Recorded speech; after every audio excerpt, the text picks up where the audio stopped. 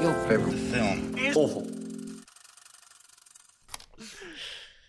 What were Any the three words? counter-argument? What were the three words again? Give them to us again. Pretentious, melodramatic, horse shit. Wow. I'm not sure how it's pretentious. Yeah, no, I was just about to say that. I think it's far from pretentious, really. I think it's very quite grounded in reality. Yeah. So I find it weird that It's really It's like really character based. super character based. Like the whole that I mean, I was listening to the director's commentary, and all that Michael Mann was speaking about was like every little detail that he researched into these characters, and like he knew the ins and outs of what it was like to be a cop and a criminal in LA. Like it was, and I think that shows in the film. Do you not agree, Sean? Yeah, I mean, he did the research, right? And he worked with LAPD officers, and like the character that De Niro plays is based on a real person, right? So like it's grounded in a reality. I don't know. I'm not sure how it's pretentious. If he was a man of more words, we might be able to get to the core of that. But yeah, if there's like, fair enough, he thinks it's a 1-star film, but I mean he is wrong. But I don't know where he's got pretentious from. I'm not sure about that. No. What about melodramatic? Yeah. I can appreciate that as a review from the perspective of Al Pacino's performance.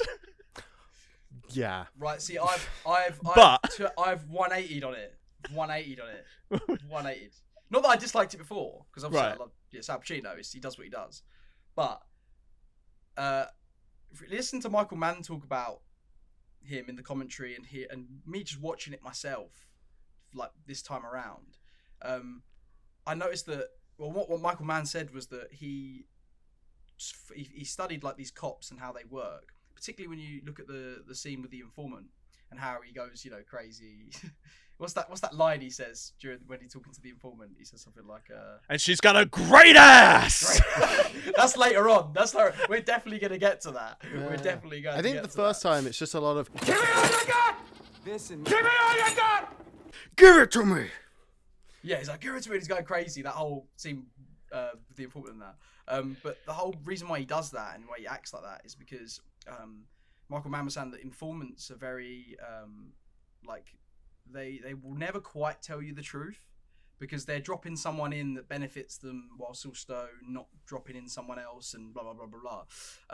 So he said a lot of cops, what they'll do is they'll actually act a bit wild. They'll go a bit mad, like how he does, to sort of see how they react and judge by their reaction, because the way they will react to that scenario will tell them more about if they're lying or not, or if they know more than what they're giving off. And then watching it through that lens has made me see that performance like so differently. And it it really quite fits, but yeah. I read somewhere, and I don't know if there's a grain of truth to it, that he was playing the role as if he was on cocaine, and he kept doing snorts of cocaine. Yeah, that's always. I think that's based on like there was an earlier draft of it where he was a coke addict. Okay. And so like even though that got written out of the script, Pacino kind of kept it in. But I think it's I personally think it's one of his definitive performances, and I think why I really really enjoy it is that that's the kind of performance that you expect from a villain in a film, not from your kind of like hero protagonist, because you've got a dual protagonist, but I wouldn't argue that either of them are the bad guy. Well, that's a very good point, because the one that is typically the bad guy, who is the criminal, is De Niro, and he's quite the opposite. He kind of plays like your traditional hero type in terms of very reserved, keeps everything to himself, that kind of silent man with no name type almost. Very efficient at what he does, never drops a beat, never looks uncool. Whereas then you have like the others, the Al Pacino, the villain. Well, the villain usually is the one that like you said, Sean, is the one that's more theatric, who's he's being over the top and on purpose, because he's usually, they got big egos, or they're trying to create big characters and make you like them through how charismatic they are. But it's interesting, like you pointed that out, because I didn't think about that typically, I know they're both the flip side of the coin, and you could root for either of them, I guess. It's interesting that he's the one, even though he's the cop, the traditional good guy, is the one that's giving the more over the top performance. Because she got a great ass. And you got your head all the way up it. I wonder if that was something that was intentional. Well, yeah, even in the smaller moments, because you have the bit with De Niro and his criminal friends when he knows that they're being watched, and they have that little meeting on the car park, and it's just like, hey, if anyone wants to go, just go. It's not worth your lives. If you don't need this money, feel free to leave. If I was you, I would actually leave, but I need this money. Sort of thing, which you'd see from a hero like banding together, being like, the odds are terrible, the odds are against us, but we're the only ones that can do this. Everyone stand up in a circle and say they'll do it. I think you've got to the core of why this film works. So, like, I rewatched this quite recently to re-solidify it in my mind as one of the best movies ever made, period. And I told my girlfriend to watch it after I seen it, because I couldn't stop talking about it, and she watched it.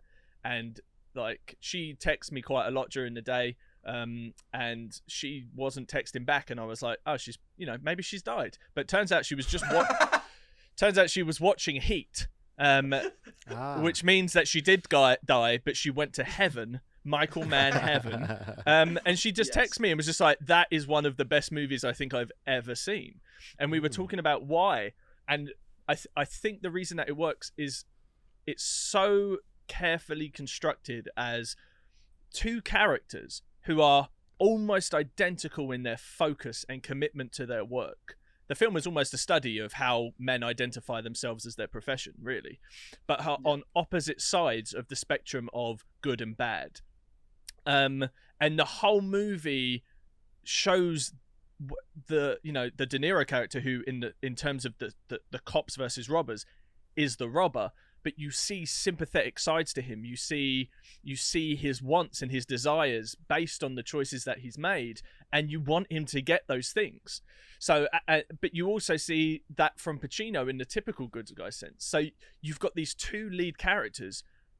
It's the bad guy that you want to win, and it's the good guy that you want to win. And as a result, the movie is constantly just, every scene, it doesn't matter what's happening, you as the audience member are completely winning, because everything that's playing out on the screen is, you want everybody to win, but you know it can't happen that way. And yet somehow, by the time you get to that resolution, it's perfect. Like, it is the right ending. Yep, I 100% agree. And I think that is all solidified with the character, the ex-convict who works in the diner. Because, what you said, the conflict is that we know, hold on a minute, we've seen heist movies before. We know that this is the big heist, they're leading up to it. Something's probably going to go wrong. We know that's going to happen. And then we have the tension of, oh, this guy's trying so hard to be clean. And now he's about to go on this heist that we're pretty sure might go wrong, because the big heist at the end of movies goes wrong. So there's a tension in that. And then obviously to see that character get killed there's something so tragic about it. And that's something that solidifies the whole theme kind of the movie to me. What's your favorite? God, that's awful. Favorite? Awful. Awful. Your favorite?